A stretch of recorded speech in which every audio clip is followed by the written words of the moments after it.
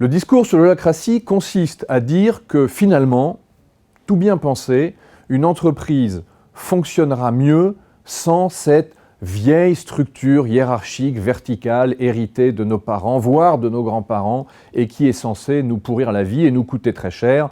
Je pense que derrière le discours marketing très séduisant de ce type de marchand d'illusions, je pense qu'il y a là encore deux lectures. D'abord, on n'a pas attendu aujourd'hui pour fonctionner de cette manière-là. Les startups ne sont pas nouvelles.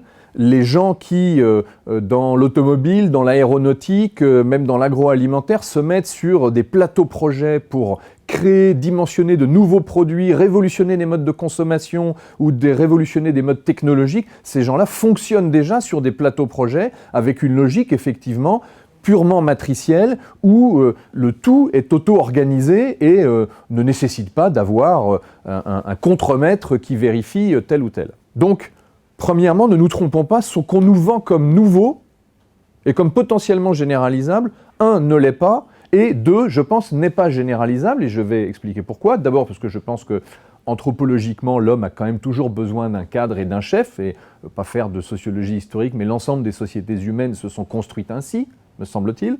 Deuxièmement, c'est que, attention aux effets pervers de ce fonctionnement.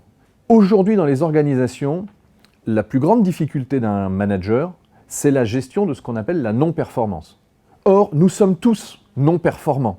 Il y a ceux qui sont non-performants tout le temps, c'est un problème, mais nous sommes tous non-performants à certains moments de notre carrière, de notre semaine, de notre journée. Ce qu'on a constaté, c'est que quand dans les organisations plates ou dans les entreprises dites libérées, quand vous faites fonctionner en mode holacratique comme ça, avec le seul plaisir, engagement et la seule performance comme variable d'ajustement, vous avez des comportements de régulation du groupe qui sont beaucoup plus impitoyables parce que vous mettez 10 bêtes de guerre ensemble dans une salle sur un projet et quand il y en a une qui s'essouffle, les 9 ne l'entendent pas, ne l'acceptent pas et voient un frein. Le manager, avec tous ses défauts, qui lui est sur le matériau humain, eh bien lui, me semble-t-il, il est en capacité de comprendre, de gérer, d'anticiper, de prévoir.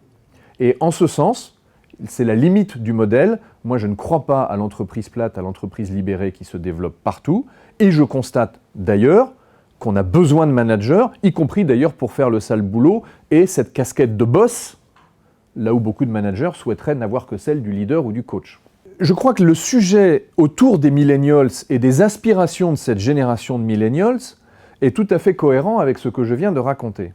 Ce à quoi ont assisté les millennials, c'est qu'ils ont vu que leurs parents, qui sont de la génération de l'immédiate post-30 glorieuse, eux se sont engagés à fond dans les entreprises, corps et âme, faisant confiance à 100% au système. Et la réponse à cela, ça a quand même été la désindustrialisation, le chômage de masse et mine de rien, une relation au travail qui coûte et qui a perturbé. C'est un peu comme les enfants du divorce qui essayent de ne pas divorcer et qui veulent maintenir leur famille. Donc les millennials ne sont pas prêts à se jeter corps et âme en faisant 100% confiance à l'entreprise. Et aujourd'hui, les millennials ne croient plus le discours de leur chef, ne croient plus le discours de l'entreprise, ne croient plus les belles histoires de la com managériale.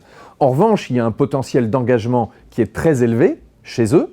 Et ce potentiel d'engagement, à partir du moment où vous l'adressez, où vous savez leur donner des cibles et des éléments de valorisation, d'envie et de plaisir, ces gens-là répondent présent.